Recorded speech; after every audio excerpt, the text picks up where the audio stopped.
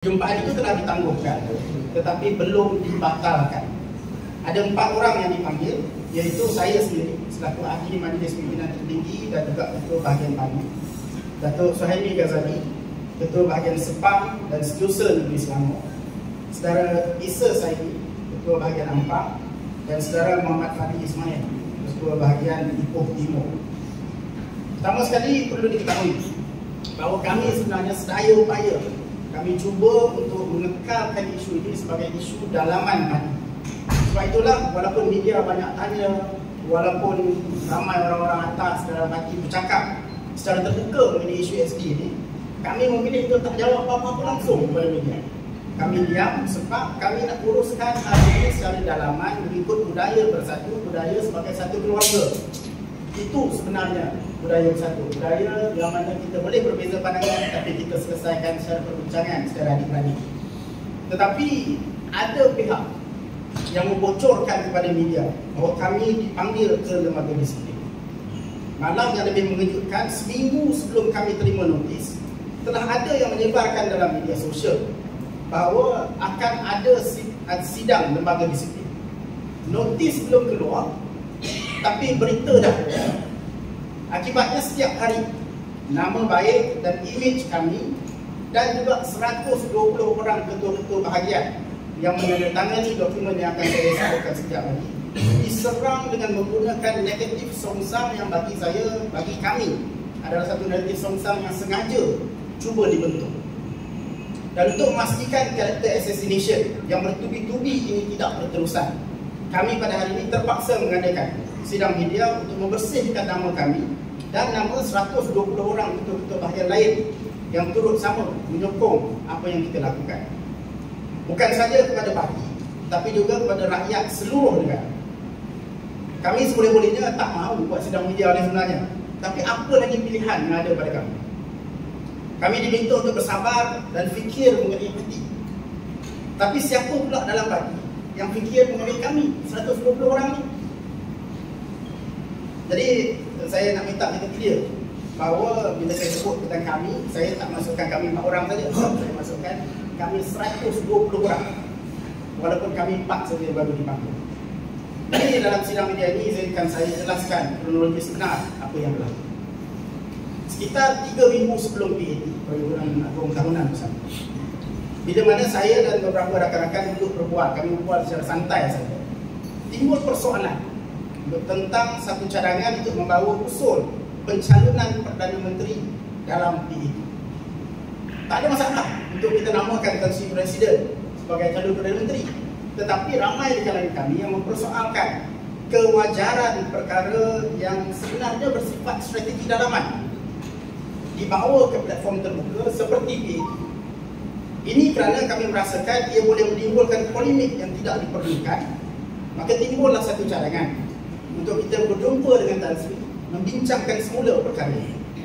Tapi sebelum kita jumpa dengan Tan Sri itu, dengan Tan Sri Presiden, kita rasakan lebih baik kalau kita boleh tunjukkan bahawa sebenarnya pandangan kita ini mendapat sokongan pimpinan Akademi Parti.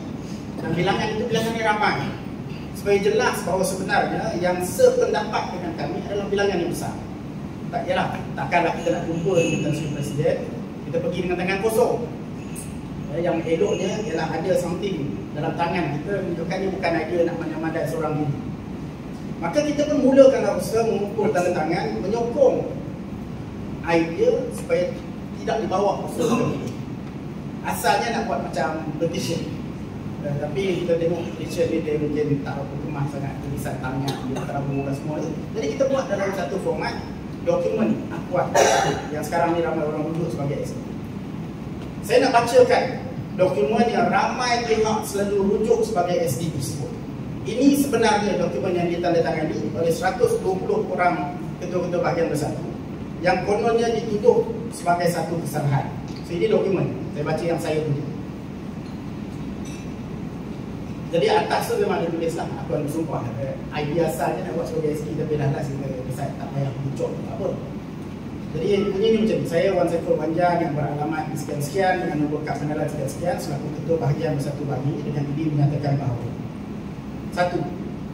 Saya menyokong penuh keputusan ahli-ahli MPT Bersatu dalam pemukiman MPT pada Februari 2024 di Gopeng yang memberi mandat kepada Yang Berhormat Tan Sri Muhyiddin Yassin untuk mengatur succession plan yang sesuai untuk parti berdasarkan pertimbangan dan kebijaksanaan beliau selaku pemimpin yang berpengalaman. 2. Selanjutnya, saya menyokong pengumuman succession plan oleh Yang Berhormat Tan Sri Muhyiddin di Konvensyen Bersatu pada Julai 2024. Dalam pengumuman succession plan itu, Yang Berhormat Tan Sri Muhyiddin menamakan Yang Berhormat Datuk Seri Hamzah Zainuddin selaku calon timbalan Presiden Bersatu. Demi kemenangan kita, adalah lebih baik jika Yang Berhormat Tan Sri Muhyiddin mengepalai parti sehingga kita menang PRU16. Tetapi oleh kerana Yang Berhormat Tan Sri Muhyiddin telah beberapa kali berbicara mengenai persaraan, saya berikrar akan akur dan akan terus menjaga keutuhan parti demi menjaga legasi beliau. 3.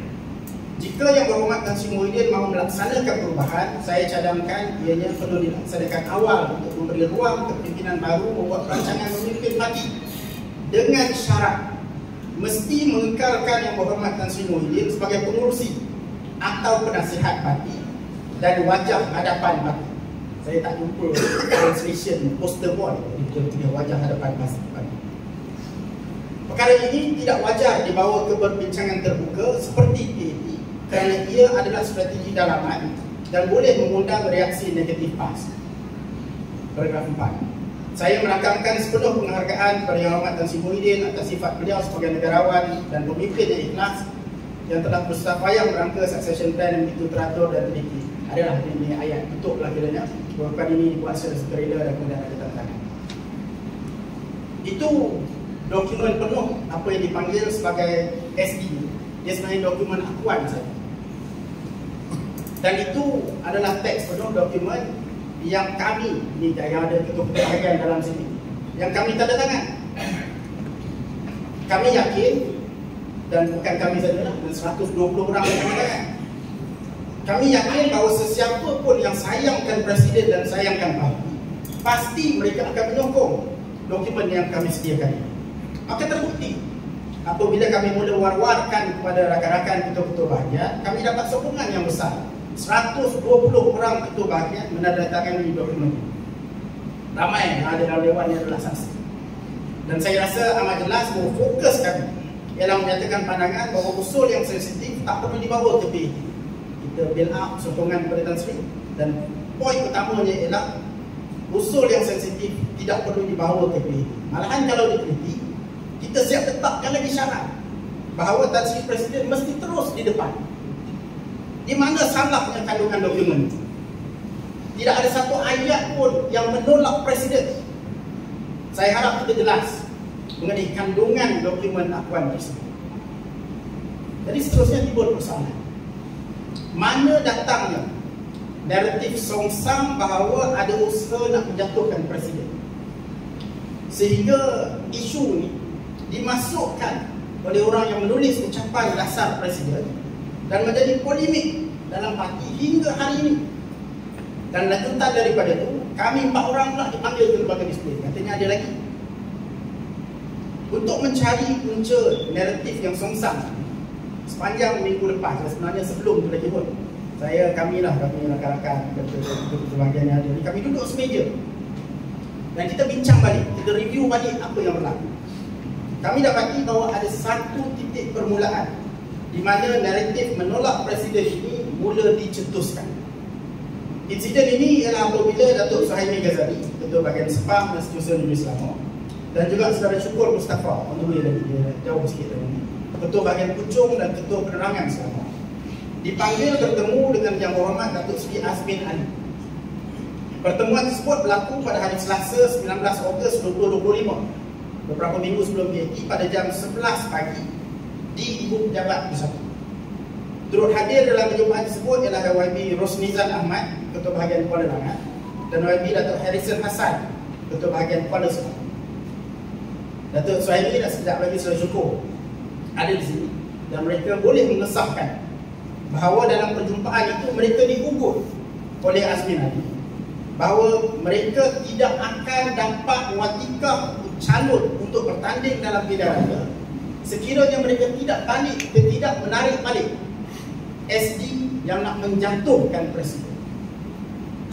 Dan pasti Datuk Suhaimi dan Saudara Syukur tak setuju untuk tarik balik, sebab dokumen itu bukan dokumen untuk jatuhkan presiden.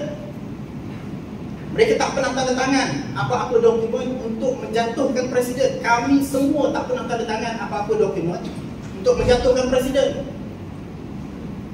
Jadi macam mana nak tarik balik?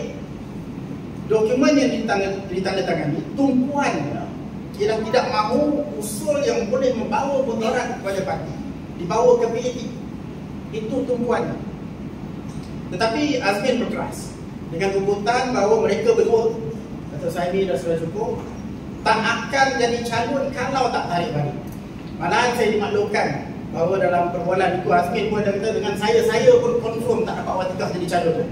Hebat Azmin. Dia beri gambaran bahawa kuasa presiden untuk memutuskan calon pilihan raya sebenarnya datang dari dia. Dia yang pegang. Kalaulah kita tengok kronologi apa yang berlaku, kami berpandangan bahawa Azmin adalah pemimpin atasan yang pertama yang menggunakan naratif songsam ini untuk membuat tuduhan dan tuntutan pada Datuk Suhaimi dan Saudara Syukur. Sebelum dia orang berdua dipanggil, tak ada siapa-siapa dipanggil.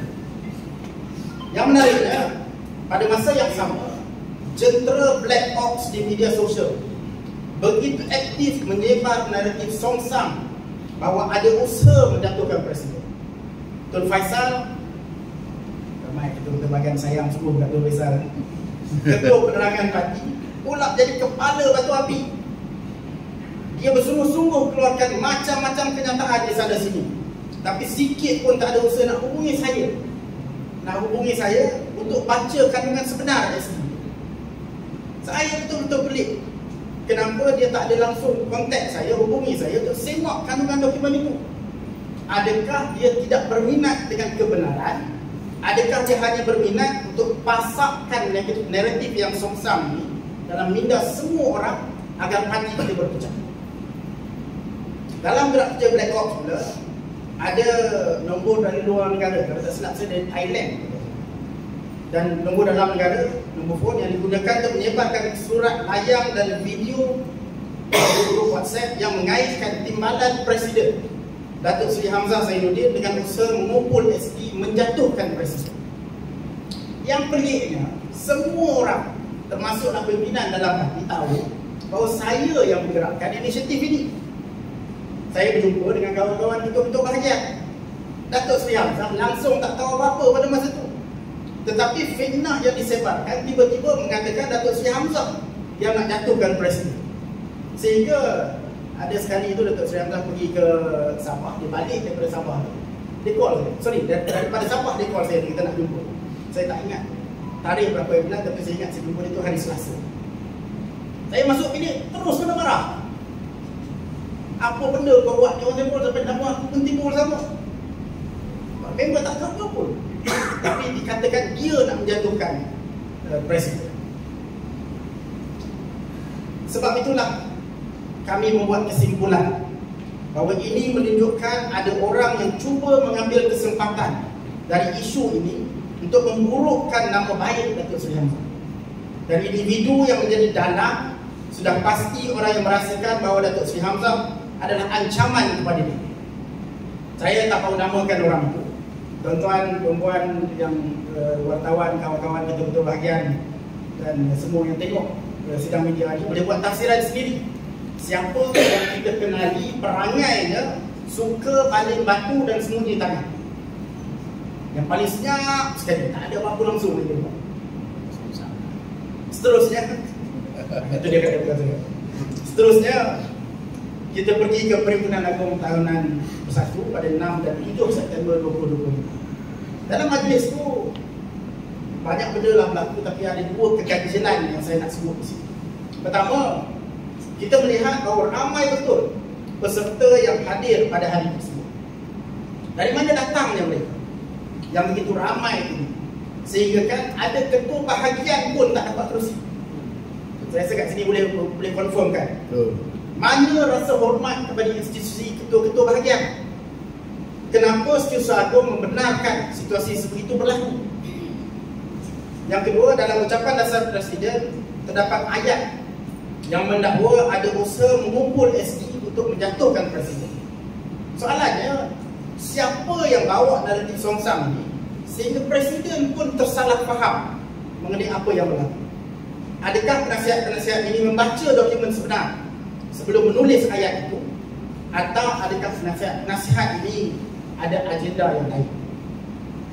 Sebab itulah tuan-tuan dan puan, sebenarnya tak pelik apabila saudara Muhammad Fadli dilema dengan nama Deli, ketua bahagian Ipoh Timur, bangun dan melaungkan tidak benar Tan Sri, tidak benar Tan Sri. Kita dengar daripada atas kertas. Sebab dakwaan itu memang tidak benar. Tetapi dengan begitu pantas, beberapa orang mengelilingi saudara Fadli. Seperti kita tahu, berlaku kekecohan. Saya di tuan-tuan dan puan, saya jadi Hakim Majlis Pimpinan Tinggi dah 3 penggal. Tak pernah sekali pun saya lihat PAT kita kecoh macam ni.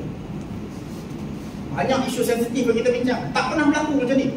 Ini kali pertama saya tengok begitu buruknya apa yang berlaku dalam PAT, dan begitu buruknya kesan selepas PAT. Sampai Tan Sri Presiden pun kata memalukan.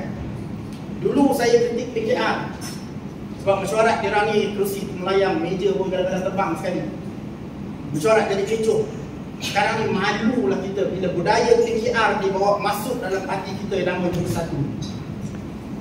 Tapi Alhamdulillah, Tan Sri Presiden menenangkan keadaan. Ini bagusnya ada seorang Presiden yang jadi father figure, bukan saja pada kita semua dalam parti, tapi bagi rakyat Malaysia secara keseluruhan. Dan Alhamdulillah, PAT berakhir dengan baik hasil nasihat Tan Sri Presiden. Selepas PAT, kita ingatkan semuanya dah selesai. Tapi kita lihat Tun Faisal pakai nama Ketua Penerangan Parti, terus menerus bercakap mengenai ESG.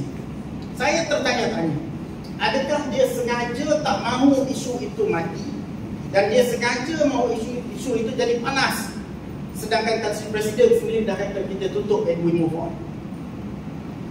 Kemudian tiba-tiba pada 21 September 2025, kami berempat menerima surat cinta, surat panggilan ke Lembaga Disiplin yang dijadualkan bertarikh 25 September. Tuduhannya berbeza-beza, tapi semuanya berkisar kepada usaha menjatuhkan Presiden melalui ESG. Tapi masa saya tengah nak pergi ke ibu pejabat, sesi saya pukul 12, dekat-dekat sampai itu saya buka WhatsApp, saya tengok perjumpaan ditangguhkan. Tak apalah ditangguhkan, sampai sekarang pun dia tak dapat lagi tarikh baru.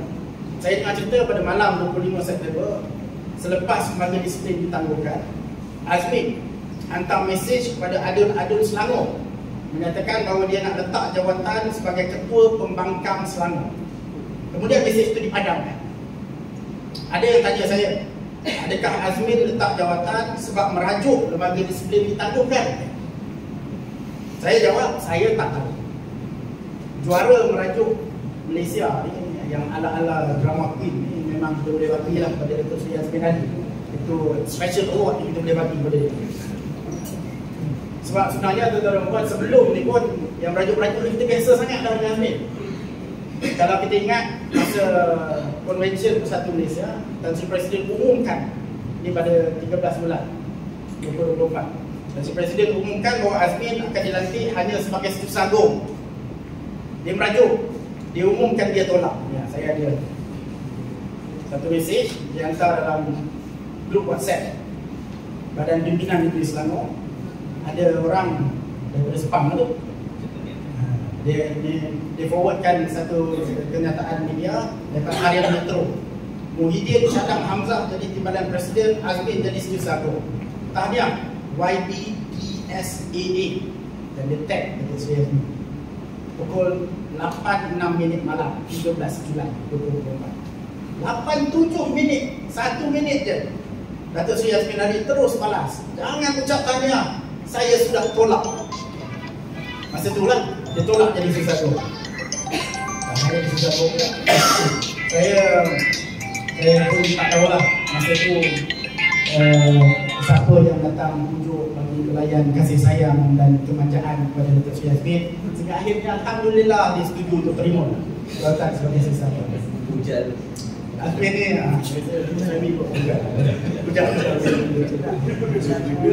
Azmin ni dia terkenal dengan sifat suka merajuk dan suka mengugut. Tadi saya jelaskan bagaimana dia ugut Datuk Seri Azmin dan Saudara Syukur, Ketua Bahagian Sepang dan Ketua Bahagian Puchong, kata takkan dapat buat kitab calon. Ada satu lagi sebenarnya, semasa PAD dia juga mengugut Tan Sri Rahim Tamici, Ketua Badan Pimpinan Negeri Melaka, meminta supaya mengarahkan pada masa itu supaya Tan Sri Rahim membuat satu aduan disiplin terhadap Timbalan Ketua Badan Pimpinan Negeri Melaka, Saudara Azruddin Idris. Saya tak tahu apa yang Azmin marah sangat kepada Saudara Azruddin, tapi yang menariknya Azmin mengugut Tan Sri Rahim bahawa jika tak buat aduan disiplin, maka dia akan pastikan tidak ada sebarang bantuan disalurkan kepada Melaka dalam menghadapi pilihan raya negeri yang akan datang. Hebat Azmin ni, saya kata Azmin ni memang betul-betul hebat. Satu parti dia pegang dan siapa tak sokong tak dapat peruntukan. Kalau kat Malaysia yang buat itu, dia ingatkan Anwar Ibrahim seorang dia. Rupanya anak murid belajar daripada cikgu. Tapi tak apalah, kita balik ke isu SD dan panggilan Bangun Presiden. Pengadu kepada Datuk Suhaimi, Saudara Isa dan Saudara Fahmi adalah Azman bin Anwar, Idris bin Abdul Halim dan Haris Ilham Rashid. Kita pelik, adakah mereka menghantar apa-apa bukti dalam pertuduhan itu? Tapi kita tak tahulah sebab bagi disiplin ditangguhkan. Tapi kita maklum dan kita dapat maklumat bahawa mereka ini adalah ahli-ahli yang datang ke Bersatu, satu kapal dengan Azmin Ali dari PKR. Tuduhan kepada saya pula dibuat oleh Tun Faisal, Ketua Penerangan Parti. Antaranya saya dituduh menggunakan butiran palsu dalam SD. Saya pelik betul.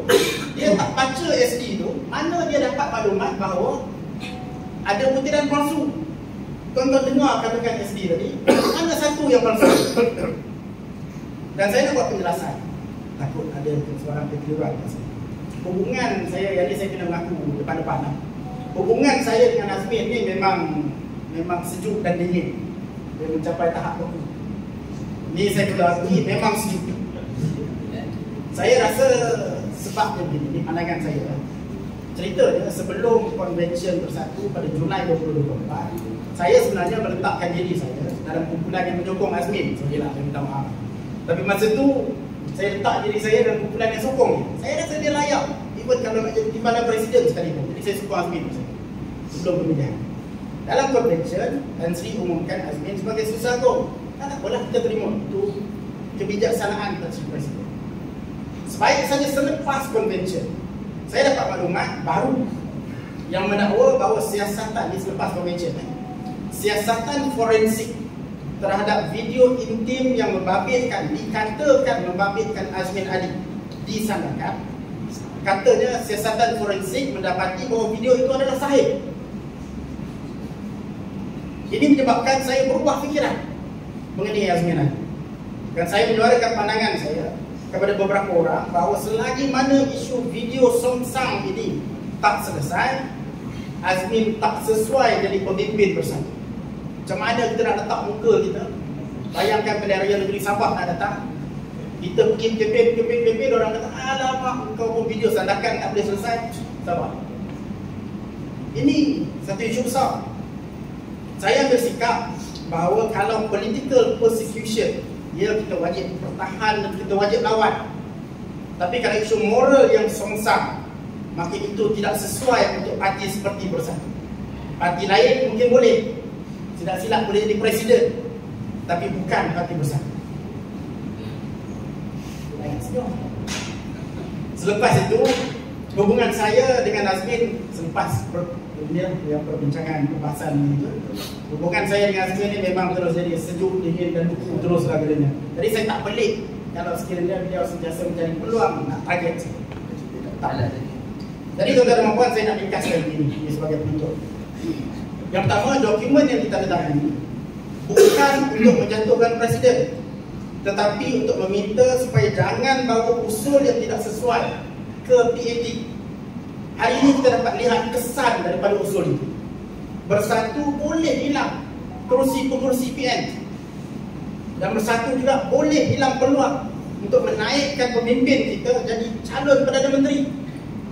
Kalau berlaku dua kehilangan ini, maka kehilangan ini adalah disebabkan dari usul yang dibawa ke PAP. Dan yang kedua, naratif songsang bahawa kami mahu menjatuhkan presiden adalah naratif palsu. Naratif songsang ini telah menyebabkan parti kita bertelagak sesama sendiri, disebarkan pula secara tersusun oleh jentera Black Ops dan diburukkan lagi oleh Tun Faisal yang menjadi batuan. Tuan-tuan, saya yakin lepas ni akan ada macam-macam lah. Ada penafian lah, ada penjelasan lah, ada sidang media lain lah, mungkin ada yang merajuk lah, macam-macam dari kalangan mereka yang berkepentingan. Sekarang ni pun dah ada kumpulan yang menghubungi ketua-ketua bahagian, ada orang-orang sini boleh confirmkan, umbut macam-macam, ada call lah, ada rajak kumpul lah. Saya nak tegaskan bahawa kami bercakap benar. Kami berusaha untuk melihat isu ini sebagai isu dalaman, tapi karakter kami dibunuh setiap hari. Dan kalau ada sesiapa nak buat helah dengan menuduh bahawa kami berbohong, maksudnya mereka ini nak menuduh bahawa 120 orang ketua bahagian bersatu seluruh Malaysia juga berbohong. Jadi nak percaya tak siapa? Jadi sebagai penutup, saya nak sebutkan 3 perkara. Pertama, based on apa yang tuan-tuan dengar tadi, saya yakin tuan-tuan faham bahawa ada kesalahan disiplin yang dilakukan oleh Azmin Ali dan Tun Faisal. Saya akan menghantar laporan disiplin yang disalah laku kedua ke lembaga disiplin. Surat dibulan. Kedua, setelah mendengar semua penjelasan ini, saya harap dan saya percaya semua pihak, terutamanya seluruh kepimpinan parti, akan lebih faham situasi sebenar. Dan yang ketiga, mungkin ada orang yang nak menyalahartikan sidang media pada hari ini seolah-olah kami nak memburukkan parti. Saya nak tegaskan bahawa niat kami adalah semata-mata untuk membersihkan nama baik kami dan nama baik semua 120 orang ketua-ketua bahagian yang bertubi-tubi diserang secara tersusun, secara berterusan dan secara terbuka. Mereka nak bunuh karakter kami yang 120 orang ini karakter assassination. Sebab itulah kami terpaksa bawa hari ini ke sidang media. Walaupun kalau tuan-tuan lihat, saya rasa ni kawan-kawan reporter ni boleh confirmkan, ramai di kalangan kawan-kawan wartawan ni bertubi-tubi hantar saya soalan. Satu pun saya tak reply. Kami mengelak dan bercakap sejak awal lagi, ini sebenarnya memang isu dalaman, isu yang patut diselesaikan secara dalaman. Yang pergi bocorkan dan bawa ke media secara terbuka itu siapa dan kenapa buat macam tu. Tapi bagaimanapun, saya harap yang penjelasan yang diberikan, isu dokumen ini boleh ditutup dan ditamatkan. Sekian, terima kasih. Soalan? Jadi yang tu saya buka kepada soalan. Isu ini tak dibincangkan dengan Presiden dan apa respon daripada Presiden tentang isu keadilan sumbangan? Ya, semasa isu ini panas sebelum BAT, sebelum BAT kita ada satu mesyuarat Majlis Pimpinan Tertinggi Bersatu. Jadi kami jabat, tapi saya tak ingat tarikh berapa bulan, tapi sebelum BAT. Dalam mesyuarat itu memang saya minta dipikirkan soalan. Saya ingat pertama sekali saudara Afan, Timbalan Ketua dan Pimpinan Negeri Sabah, ada soalan. Kemudian diikuti pula oleh Yang Berhormat Datuk Bila Mas Darmiyati, Ketua Syarikat Indonesia, tanya soalan yang berkait dengan SK. Saya dah ready nak jawab, sebab tu saya minta orang tanya. Sebab saya nak buat penjelasan. Benda ni sepatutnya boleh selesai dalam cara begini. Tapi Tan Sri Presiden pada masa itu terus mengatakan bahawa kita tak payah bincang pasal SK. Apa yang kita patut buat ialah fokus kepada BAT, pastikan berjalan lancar. Dan dari itu saya pun dalam ucapan saya tak akan tutup isu-isu yang macam ni. Saya akan fokus pada masalah negara. Jadi saya follow arahan dan nasihat yang dibagi oleh Tan Sri Presiden. Saya pun tak sebut apa-apa. Jadi saya ingat selesailah pada masa itu. Tapi kemudian selepas itu timbul lagi, dan kita tak ada lagi mesyuarat MPT selepas ini. Jadi belum ada ruang. Tapi karakter assassination terhadap kami berterusan. So itu jawapannya. Okey. Tapi maksudnya selepas daripada kes-kes yang berlaku sekarang ni, ada dapat apa-apa respon daripada Presiden? Mengenai SK specifically kepada saya belum ada. Saya dah mohon dalam syarat MPT yang saya sebut tadi, saya dah sebut bahawa saya memohon sangat untuk berjumpa dengan presiden. Saya bawa SG mesyuarat tu, saya ingat tunjuk dalam mesyuarat. Tapi kita tak apa, nanti I will call you to masa PAP pun, masa salam-salam dengan Tan Sri tu, saya cakap saya minta sangat berjumpa Tan Sri, sebab banyak salah faham mengenai Tan Sri. Dan sekali lagi Tan Sri kata kita akan, dia akan bantu tarik. Betul, memang ada tarik yang ditetapkan hari Rabu bukan datang. Kalau berada lapangan, kalau Tan Sri sendiri berada lapangan, saya akan berjumpa dengan beliau yang ada tarik yang masih ditetapkan. So itulah situasi sekarang. Maknanya sampai ke saat hari ini, saya mungkin ada masalah, tapi sampai ke saat hari ini masih tak jawab dari yang disini. Tak? Betul. Betul. Sehingga setakat yang saya tahu, dan sebenarnya memang susah untuk siapa-siapa lain tengok, sebab semua SD itu saya pegang. So, setakat ni betul lah, mungkin itu Samsul. Soalan tadi, just in case ada sesuatu tak pegang, hari ini Tan Sri Presiden tak tengok lagi SD yang sebenar. Jadi jawapan saya rasa betul. Daripada Datuk, bagaimana SDM mungkin itu berlainan dengan SDM itu sebenarnya? Okay. Aduh, dia fikir juga persoalan tu. Jadi maksudnya ada satu besi yang tersebar. Saya cuba mengelak daripada masuk topik ni sebenarnya, tapi macam ni lah. Ada satu SD, satu gambar yang disebarkan dalam WhatsApp, yang mana dokumen ini dikatakan sebagai dokumen yang 120 orang ditandatangan. Dan saya boleh nyatakan bahawa dokumen yang viral itu tidak sama dengan apa yang sebenarnya kami tandatangan. Saya, ialah dalam dunia politik ni, kita kadang-kadang ada masa kita tak berapa nak confident dengan satu dua orang. Jadi ada satu masa, kan saya sebut tadi yang Datuk Hamzah panggil saya, dia marah tu. Jadi bila saya tunjuk pada itu, apa yang nak marah? Ini dia SD sebenarnya. Dia kata, okey, tak ada masalah apa-apa pun. Saya explain kepada Datuk Hamzah bahawa ada satu negeri yang saya tak boleh nak pergi. Saya tak tahu nak jumpa siapa kat negeri Sembilan. Jadi Datuk Hamzah beritahu saya, you call bagi Hanifah, sebab dia adalah orang yang rasional dan dia boleh bantu lah, sebab dia tak ada masalah. Dia dah nak cakap dengan ni, idea jangan bawa usul. Jadi saya sebenarnya saya tak berapa percaya ni. Saya cakap terang-terang ni, saya tak percaya dengan Wadi Hanifah ni, dia panggil dia Wadi Hanif. Saya tak percaya dengan dia, sebab ada berlaku beberapa peristiwa yang depan kita dia kata macam ni, tempat lain dia kata macam ni, saya tak percaya. Jadi saya fikir macam mana cara saya nak buat. Datuk Hamzah kata dia percaya. Jadi saya sediakan satu teks yang bunyinya ialah seperti mana yang saudara baca, yang viral. Tujuan saya ialah kalau betul kau ni orang mati, kau patut tolak daripada saya. Jadi baru sebut ke saya, dia ingatkan saya bahawa masa saya mula-mula bagi kat dia, saya pun tak percaya dari saya ni. Saya bagi kat dia, dia kata saya tak nak sign dokumen ni sebab dokumen ni tolak Tan Sri. Masa tu lah. Jadi kemudian kata okey, dia nampak saya you are okay. Jadi ini yang sebenarnya kita boleh buat kita sama-sama.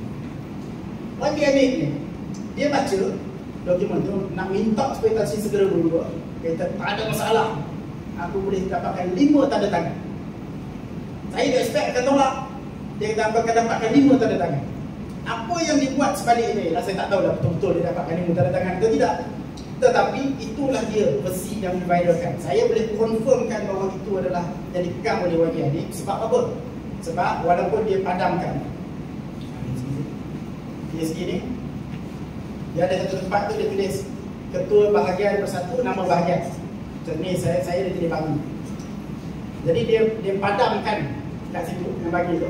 Dia terlupa kat atas ni, saya letak kod bagi 102. Yang viral tu tonton cek 127 jempol. Jadi itu yang disebarkan. Itu yang dibawa pergi jumpa Tan Sri buat jadi batu api. Jadi itu jawapan kepada kenapa ada versi yang berbeza. Sebab saya nak proof, asalnya saya nak proof kat Datuk Abdullah seorang je.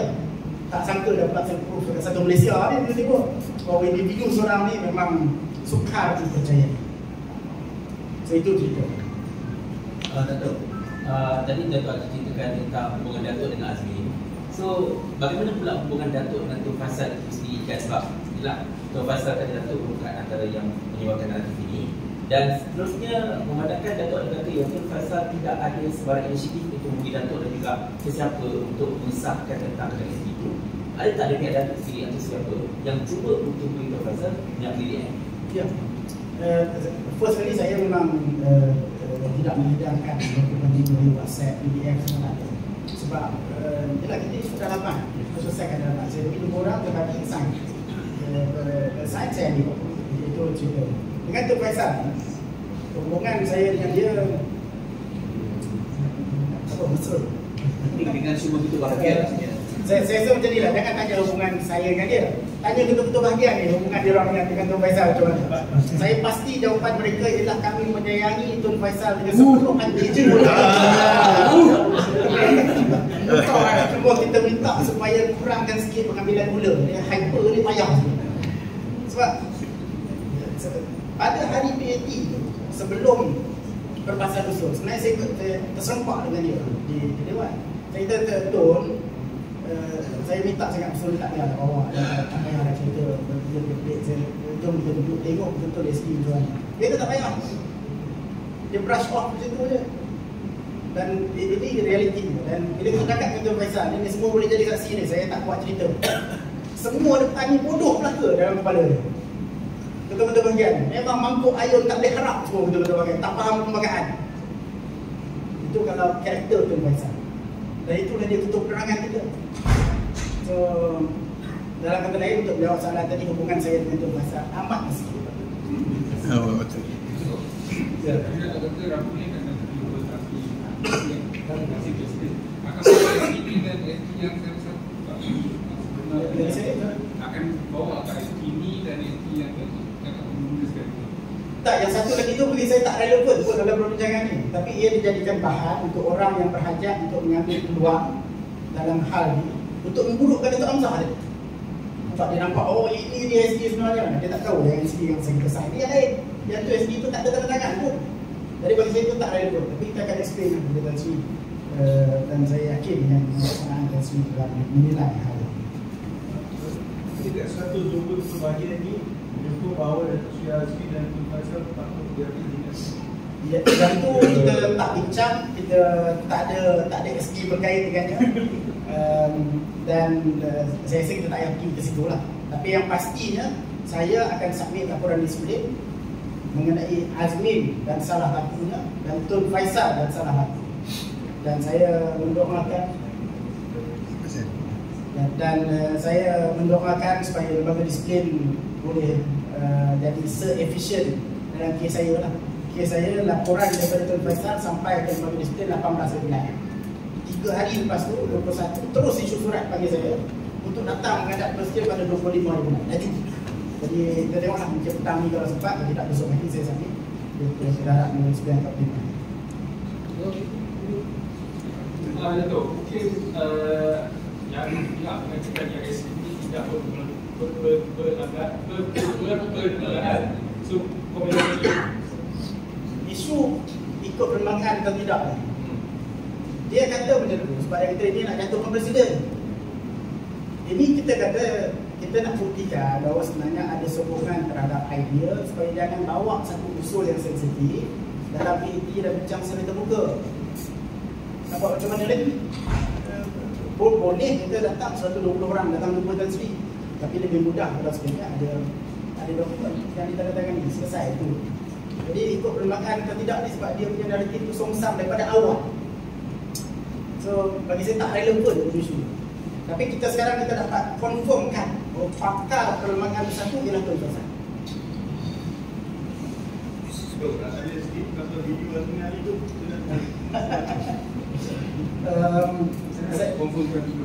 Saya dimaklumkan oleh pihak yang ada pengaruh dalam hal ini yang berautoriti. Saya rasa tak sesuai kalau saya dedahkan pihak mana. Tapi cukup untuk membuatkan bahawa saya percaya dengan apa yang disampaikan kepada saya. Masa tu dia orang datang pun dengan niat nak mengatakan bahawa kena be aware lah, dia ni nak jadi susah, maka beware, your parti ni akan jadi parti yang susah dia adalah ada video tak susah. So itu je pada masa tu. Jadi bagi saya kita kena ada penyelesaian dalam isu. Kalau tidak, morality yang sebenarnya ini berterusan akan persoalan. Ada dan akan bawa yang kesayangan video itu kepada Presiden pada rabu depan. Besok masuk Singapura, petang masuk Singapura sampai itu.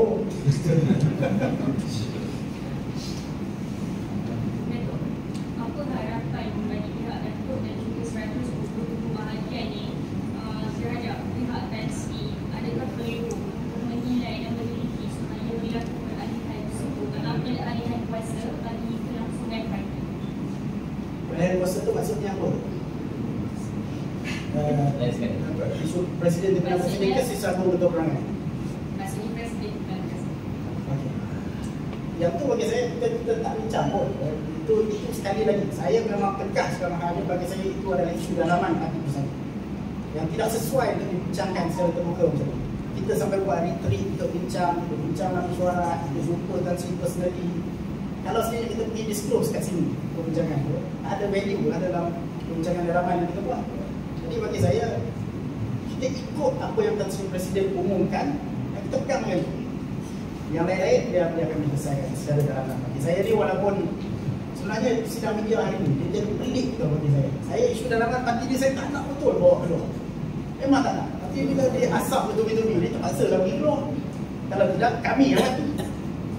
Jadi macam isu tadi tu, isu dalaman parti. Bagi saya dia akan bincang.